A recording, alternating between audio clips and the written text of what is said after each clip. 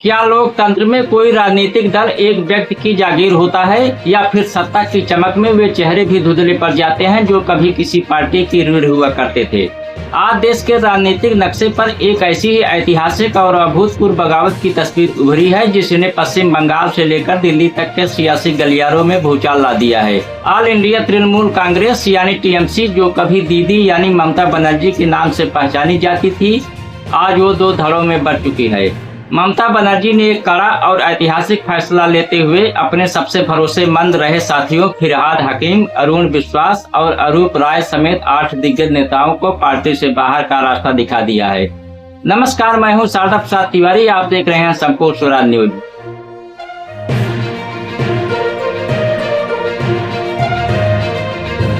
संपूर्ण स्वराज न्यूज के इस विशेष विश्लेषण में आइए शुरू से लेकर अब तक की सभी कड़ियों को जोड़ते हैं और समझने की कोशिश करते हैं कि आखिर बंगाल की राजनीति में यह महाभारत कैसे शुरू हुआ और अब यह किस मोड़ पर खड़ा है।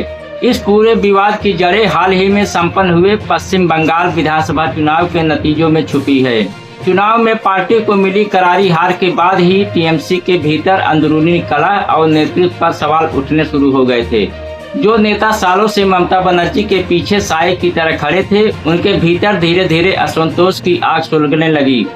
पार्टी के भीतर एक बड़ा धड़ा यह मानने लगा था कि अब फैसले लोकतांत्रिक तरीके से नहीं लिए जा रहे हैं। यह असंतोष सोमवार को तब एक खुली बगावत में बदल गया जब विधानसभा में विपक्ष के नेता ऋतव्रत बनर्जी के नेतृत्व में बागी गुट ने कोलकाता के एक नामी होटल में एक समानांतर बैठक बुलाई।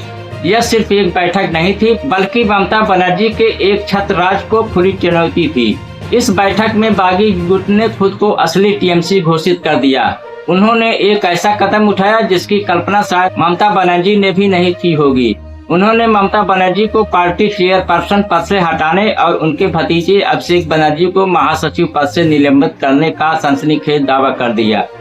ममता बनर्जी को पद से हटाने के दावे के साथ ही बागियों ने अपनी एक समानांतर सत्ता खड़ी कर ली। उन्होंने 30 सदस्यों वाली एक नई राष्ट्रीय कार्य समिति का ऐलान किया।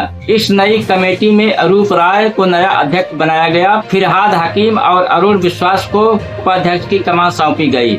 फिरहाद हकीम, जो कभी कोलकाता के मेयर और ममता के सबसे वफादार संकट मोचक माने जाते थे, उनका इस गुट का चेहरा बनना यह साफ कर रहा है कि दीदी का किला अंदर से ढह चुका है। राजनीति में लड़ाई सिर्फ विचारधारा की नहीं होती, तिजोरी की भी होती है।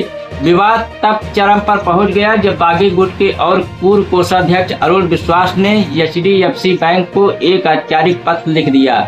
इस पत्र में उन्होंने टीएमसी के उन खातों को तुरंत फ्रीज करने की मांग की जिसमें हजारों करोड़ रुपए जमा हैं। इस कदम ने ममता बनर्जी की खेमे को आर्थिक और रणनीतिक रूप से पंग बनाने की कोशिश की, जिसके बाद दीदी का सब्र का बात छूट गया।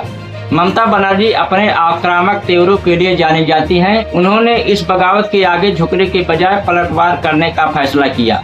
आधिकारिक टीएमसी गुट के पहले बागी नेताओं को पार्टी विरोधी गतिविधियों के लिए कारण बताओ नोटिस जारी किया। इसके महज कुछ ही घंटों के भीतर ममता बनर्जी ने एक बड़ा फैसला लेते हुए बगावत की अग्रिम पंक्ति में खड़े इन 8 सीनियर नेताओं फिरहाद हकीम, पूर्व मेयर और दिग्गज नेता अरूप विश्वास, पूर्व मंत्री और कोषाध्यक्ष अरूप राय, विधायक और बागी गुट के नए अध्यक्ष जावेद अहमद खानरिथ, घोष विप्लव मित्रा, सबीना यास्मीन, स्नेहाशीष चक्रवर्ती को पार्टी से निष्कासित कर दिया। अब यह लड़ाई सिर्फ कोलकाता की सड़कों या बयानों तक सीमित नहीं रह गई। ममता बनर्जी ने तुरंत दिल्ली का रुख किया और भारत निर्वाचन आयोग के पास पार्टी पदाधिकारियों की एक नई औपचारिक सूची जमा कर दी है।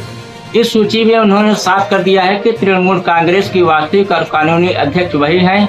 तो ये थी वो कड़ियाँ जो इस वक्त बंगाल की राजनीति का नया इतिहास लिख रहे हैं। लेकिन सवाल यह है कि इस पूरे राजनीतिक उठापटक में बंगाल की जनता कहाँ है? क्या पार्टियां सिर्फ चुनाव जीतने और हारने के बाद आपस में लड़ने के लिए बनी हैं?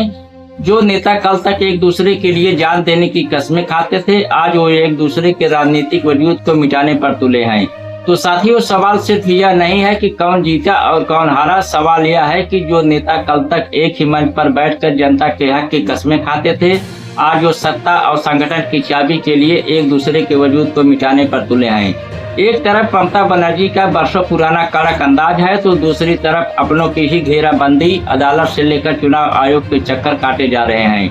लेकिन इन सब के बीच बंगाल की वो आम जनता कहाँ है जिसने उन्हें चुनकर भेजा था? क्या लोकतंत्र सिर्फ बंद कमरों की बगावत और बैंक खातों को फ्रीज करने का खेल बनकर रह गया है? यह लड़ाई अब लंबी चलेगी और इस पर हमारी नजर बनी रहेगी। नमस्कार, जय हिंद।